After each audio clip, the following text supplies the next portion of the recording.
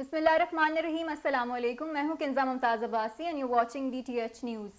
नाजरीन, आज हमारे साथ जो गेस्ट मौजूद हैं उनसे आपका तारुफ करवाएंगे। हमारे साथ मौजूद हैं advocate Supreme Court of Pakistan Hafiz Ehsan Ahmad खोकर साहब। अस्सलाम वालेकुम सर। जी वालेकुम अस्सलाम। कैसे हैं सर आप? जी अल्लाह का शुक्र। सर आपका बहुत शुक्रिया।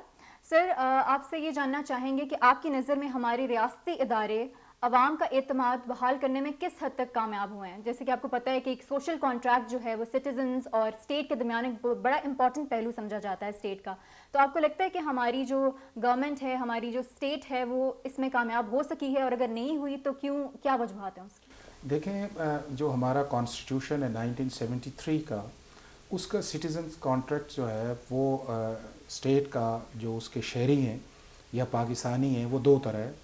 एक ये है कि उसके अंदर जो फंडामेंटल राइट्स दिए गए हैं कि स्टेट ने आपसे वादा किया है थ्रू कॉन्स्टिट्यूशन कि आपके ये बुनियादी हकूक़ हैं जिसका प्रोटेक्ट करना और जिनको सेफ गार्ड करना जो है वो स्टेट की रिस्पॉन्सिबिलिटी है। और दूसरा उसके अंदर हैं जो प्रिंसिपल्स ऑफ पॉलिसी हैं कि आपका एक सोशल कॉन्ट्रैक्ट है उस चीज़ के अंदर कि हम आपको इंसाफ की फराहमी के अंदर हम आपकी बेहतरी करेंगे, हम आपकी क्वालिटी ऑफ एजुकेशन के अंदर हम आपके लिए जाएंगे, और जो एक इंडिपेंडेंट स्टेट आपसे प्रॉमिस कर सकती है for the well being of the citizens of Pakistan, वो हमारी प्रिंसिपल्स पॉलिसी के अंदर उसका जिक्र है। अब ये है कि क्या इसके दो एरियाज़ हैं। एक वो है कि जो हमारा 1947 से लेके 73 का पीरियड है, और दूसरा हमारा ये है कि जो 73 से लेके 2022 तक पीरियड है।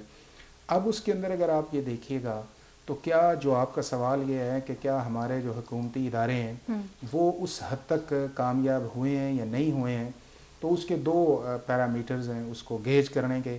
एक पैरामीटर उसके अंदर ये है कि हमारे अपने लोगों की राय इन इदारों के बारे में क्या है कि क्या हमारे मुल्क के अंदर ब्यूरोक्रेसी जो है वो डिलीवर कर रही है, क्या हमारे मुल्क के अंदर अदालती निज़ाम जो है वो उस लेवल तक फंक्शनल है कि वो इंसाफ जो है उसको जल्द से जल्द दे रहा है, क्या हमारा जो डिस्ट्रिक्ट एडमिनिस्ट्रेशन का सिस्टम या लोकल गवर्नमेंट का सिस्टम या हमें जो स्टेट ने इदारे बनाए हैं लोगों को फैसिलिटेट करने के लिए, क्या वो डिलीवर कर रहे हैं, और उसका परसेप्शन क्या है।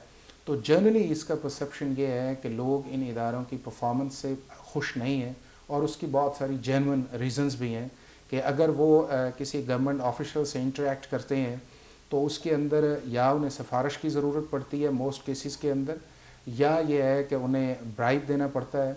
अगर वो पुलिस स्टेशन जाते हैं तो पुलिस के पास या थाने के पास जाने से या उसे सिफारिश ढूंढते हैं या उसे वहाँ के ब्राइब करते हैं मोस्टली केसेस के अंदर।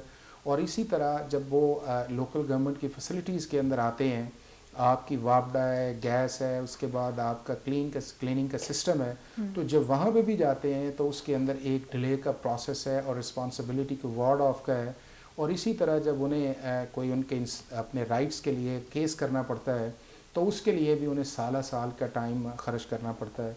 ये जेन्युइन रीज़न्स हैं, और मेरा ये ख़्याल ये है कि अब वो वक्त आ गया है कि हम अपने इस सारे सिस्टम को, जो दुनिया के जितने ह्यूमन इंडेक्स हैं, या आप देख लें कि अगर हमारा ट्रांसपेरेंसी या गवर्नेंस या जुडिशल सिस्टम इस लेवल तक नीचे दुनिया के इंडेक्स के अंदर चला गया है, तो हमें एक इस एजेंडे पे आ जाना चाहिए कि हमारा अदालती निज़ाम, हमारा गवर्नेंस का सिस्टम, हमारा अकाउंटेबिलिटी का सिस्टम, हमारा पब्लिक फैसिलिटेशन का सिस्टम किस तरह का आना चाहिए, जिसके अंदर ये है कि ये पब्लिक एक्सेस भी उस तक हो, उसके अंदर डुप्लिसिटी भी ना हो, उसके अंदर वन टीयर सिस्टम एक आए, उसका रिस्पांस सिस्टम बेहतर आए, और हर चीज़ जो है विद द टेक्नोलॉजी यूज़ करके टाइम लिमिट के साथ की जाए, ताकि हम भी बाहर की दुनिया के साथ एक बावकार तरीके से ज़िंदगी गुजारें और हमारा इन तमाम एरियाज़ के अंदर जो है वो इंडेक्स जो है वो बेहतर हो।